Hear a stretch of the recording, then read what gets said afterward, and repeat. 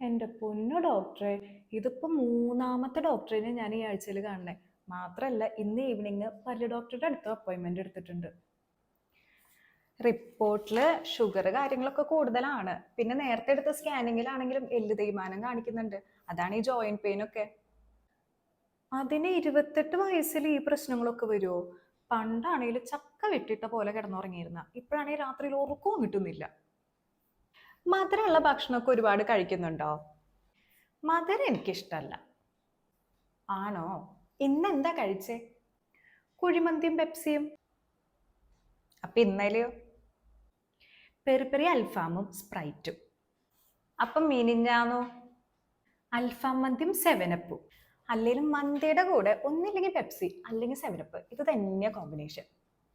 പിന്നല്ല, ഒരൊറ്റ അടി വെച്ചെന്നാണ്ടല്ലോ. ഇതൊക്കെ ഡെയിലി കുടിച്ചിട്ട് ഈ പ്രശ്നങ്ങൾ വന്നില്ലെങ്കിൽ അത്ഭുതമുള്ളൂ.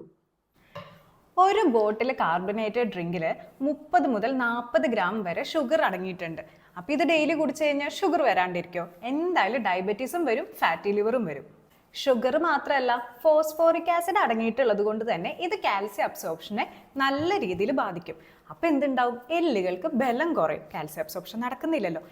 പിന്നെ ഇത്തരം ഡ്രിങ്കിലൊക്കെ കഫെയിൻ കണ്ടന്റ് കൂടുതൽ ആയതുകൊണ്ട് രാത്രിയിൽ ഉറക്കവും കിട്ടില്ല. അപ്പൊ ഇതൊക്കെ എൻ്റെ പ്രശ്നം തന്നെയാണല്ലേ? പിന്നെ വേറൊരു കാര്യം കൂടിയും, ഈ ഡ്രിങ്കുകളിലൊക്കെ സിട്രിക് ആസിഡും കൂടി ഉണ്ട്. ഈ സിട്രിക് ആസിഡൊക്കെ നമ്മുടെ പല്ലിന്റെ ഇനാമല് വരെ കളയും. അപ്പൊ പല്ല് ഡോക്ടറെ അടുത്ത് പോകുന്നതിന് മുന്നേ ഈ കാര്യങ്ങളെല്ലാം നിർത്തിയിട്ട് പോ. എന്തിനാ വെറുതെ പല്ല് ഡോക്ടറുടെ സമയം കളയുന്നേ?